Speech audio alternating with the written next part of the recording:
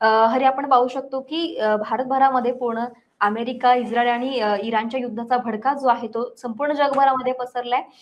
खरं तर इराण किंवा इराण जी आहे ते महत्वाचा इंधनाची जी वाहतूक आहे ती इराणमधून होत असते. परंतु आता दबदबा निर्माण करण्यासाठी म्हणा म्हणा किंवा युद्ध सुरू असल्या कारणामुळे जो निर्यात आहे किंवा आयात आहे दोन्ही बाजूनं बंद असल्यामुळं कुठेतरी याचा फटका भारताला बसू शकतो असं म्हटलं जातं. परंतु जे प्रशासनाकडून वारंवार सांगितलं जातं की व्यावसायिक गॅसचा पुरवठा जरी बंद केला असला तरी घरगुती गॅसला याचा फटका बसणार नाही. अजूनही 2 ते 3 महिने पुरेल एवढं इंधन जे आहे किंवा एल-पी-जी गॅसचा साठा जो आहे तो भारताकडे आहे. परंतु नागरिकांची जी काही गर्दी आपण म्हणू शकतो की दुकानांवरती होते. आता त्याच्या शेजारील जे देश आहेत म्हणजे दुबई असेल, सौदी अरेबिया असेल किंवा त्याच्या आसपासच्या जे काही देश आहेत, जे काही कंट्री आहेत त्या देशांतील अमेरिकन स्थळांवरती टार्गेट करते आणि त्या ठिकाणी हल्ला घडवून आणते. जेणेकरून अमेरिका आणि इस्रायलला जे आहे ते उत्तर देता यावं. परंतु यामध्येच आता एक मोठी बातमी अशी म्हणता येईल समोर आलेली आहे की दुबईतल्या आंतरराष्ट्रीय विमानतळावरती ड्रोन हल्ला डागल्यानंतर एक खळबळजनक बातमी जी आहे ती समोर आली आहे. या ड्रोन हल्ल्यामध्ये 4 जण जखमी झालेले आहे. या चौघांपैकी एक जो आहे तो भारतीय आहे. ड्रोन हल्ला लागला होता इराणनं दुबईवरती. या ड्रोन हल्ल्यामध्ये या जखमींमध्ये 4 जण जखमी झालेले आहेत. त्यातले 2 जण हे घानाचे रहिवासी आहेत. एक बांगलादेशी नागरिक आहे, तर एक भारतीय नागरिकाचा देखील समावेश आहे. हा ड्रोन हल्ला लागल्यानंतर दुबईतलं प्रशासकीय यंत्रणा जी आहे ते खडबडून जागी झाल्याचं पाहायला इस्रायलचं जे युद्ध जे आहे ते एक दुश्मन देश म्हणू शकतो इराणकडे. त्या दृष्टीकडे इस्रायल पाहते आणि अमेरिका आणि इस्रायल मिळून हे इराणवरती हल्ला घडवून आणते. आता आपण जर पाहिलं तर या युद्धामध्ये जवळपास 1300 पेक्षा जास्त इराण नागरिक तो मृत्यू झाला. इस्रायलची सुद्धा मोठी हानी या ठिकाणी झाल्याचं पाहायला मिळतं. इस्रायलमध्ये सुद्धा इराणनं हल्ले घडवून आणले होते.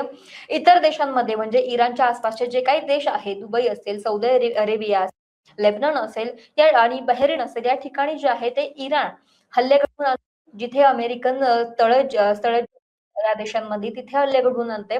खरं तर ही जी देश आहे त्यांच्याकडे स्वतःची अशी सैनिकी यंत्रणा इतकी मजबूत अमेरिका पाहत असते. परंतु आता जेव्हा हल्ला घडवून आणला जातोय तेव्हा अमेरिका आणि इस्रायलला इराण कुठेतरी पुरून उरतोय का असं देखील चर्चा जी होते. परंतु यामध्ये नुकसान हे सर्वसामान्य नागरिकांचं सुद्धा होतंय, तिथल्या प्रशासनाचं होतंय. म्हणजे युद्ध जर 3 देशांमध्ये सुरू आहे याचा फटका इतर देशांना होतोय. एवढंच नाही तर भारताला सुद्धा याचा फटका जो आहे तो व्यापारी बेसिसवरती होतोय. कारण की आपण जर पाहिलं तर इंधनाचा तुटवडा जाणवायला सुरुवात झालेली आहे.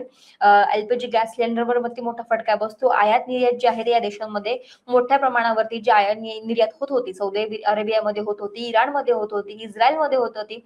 परंतु आता ही आयात निर्यात जी आहे ती थांबवली गेली आहे.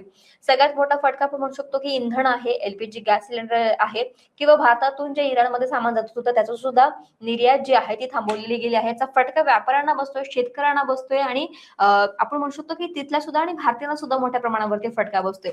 आता आपल्याकडं इंधनाचा तुटवडा जो आहे तो पडत होता. कारण की काही दिवस पूर्वी की रशियाकडून तेल खरेदी वरून भारताला मनाई केली होती अमेरिकेनं. अमेरिकेनं स्वतःकडून तेल घेण्याची परवा म्हणजे जी आहे ती भारताला दिली होती. ते बंधन टाकलं होतं भारतावरती. परंतु त्या युद्धाचा उडालेला भडका पाहून अमेरिकेनं परवानगी दिली म्हणू शकतो की भारताला तिथून रशियातून तेल घेण्याची आणि याच्यावरूनच अमेरिकेच्या ट्रेझरी सेक्रेटरी यांनी एक वक्तव्य केलंय की भारतानं यापूर्वी अमेरिकेच्या विनंतीवरून रशियाकडून तेल खरेदी ही जी आहे ती थांबवली होती.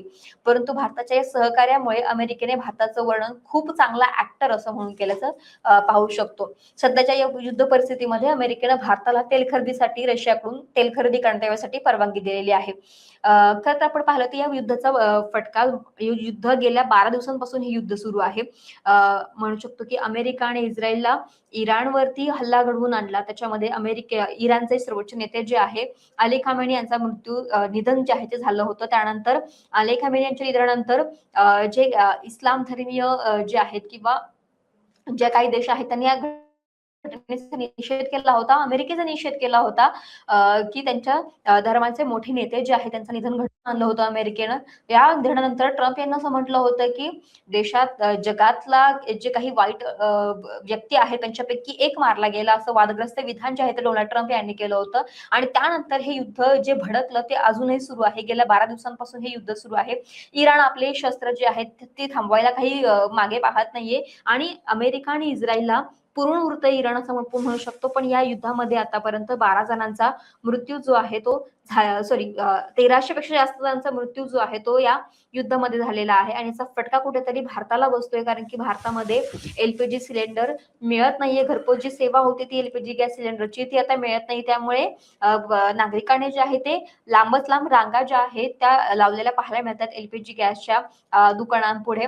खरं तर व्यावसायिक सिलेंडर जे आहे ते बंद केल्याचं पाहायला मिळालं होतं. व्यावसायिक सिलेंडर बंद केले आहे ते सुद्धा का तर घरगुती सिलेंडरवरती परिणाम होऊ नये यासाठी हा निर्णय सरकारनं घेतलेला होता.